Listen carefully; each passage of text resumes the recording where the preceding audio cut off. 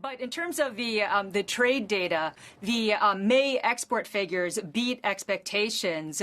It looked as though the manufacturers had front-loaded shipments, so they rushed orders because of President Trump's threat that he could potentially slap tariffs on another $300 billion worth of Chinese goods. So the numbers came in pretty good. The exports jumped 1%, blowing past a consensus of a fall of 3.8%. Imports, though, suggested lackluster domestic demand.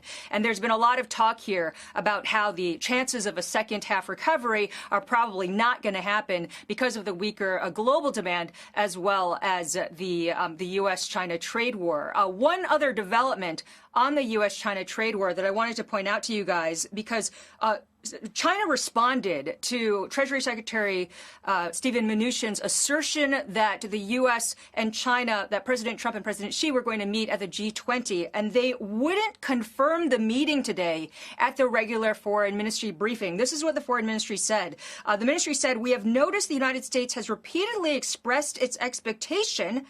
If there is concrete news on this, China will release it in a timely manner." So that means that the Chinese don't believe that this meeting is a done deal. And likely Beijing is calculating right now whether or not it makes sense to send President Xi Jinping into a meeting with President Trump, and if there's a risk that President Xi could be humiliated. They have seen what happened with Mexico, they have seen what happened with North Korea, and likely they don't want to be in a situation, which it looks as though it's being set up by the U.S., where the U.S. Lays the groundwork and the terms, and then China walks in and potentially could have egg on their face. So it's interesting today that they still wouldn't confirm this meeting at the G20. Guys? Sounds like the kind of the setup coming from Treasury Secretary Mnuchin is that they expect that the deal is going to be what had been originally negotiated before. He was saying they were 90% done on those negotiations, and that they expect if they're going to sit down again, they're going to be picking up where they left off. That sounds like there's still a lot of space between these two countries before they can even figure out what's the parameters of a deal would be. Yeah, and what was interesting is that in that foreign ministry statement, they said that they noticed. So the ministry said that they noticed that the U.S. is saying that that the trade talks are all going to, everything is going to be sorted out at the G20. But, of course, the Chinese haven't confirmed this meeting. And so then afterwards, the ministry spokesperson went in to kind of the routine standard statement saying that the U.S. That China will China will negotiate with the U.S. as long as the U.S. treats China as an equal partner.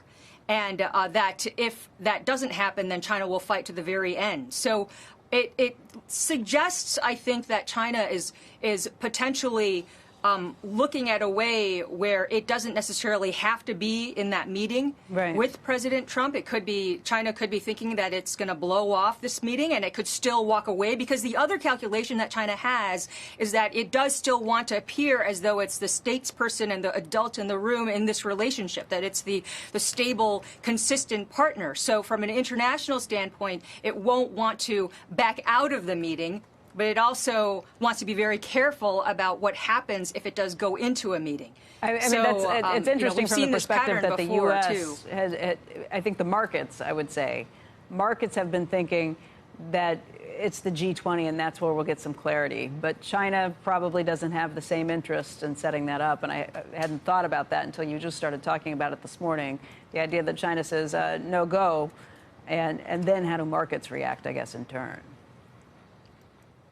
Yeah, that's right. I think that from China's perspective, they don't necessarily want to be in a position where, from Mnuchin's statements, it's all been about how we're gonna it's all on China right now. And from China's perspective, just from this latest foreign ministry statement, they're saying it's all on the U.S.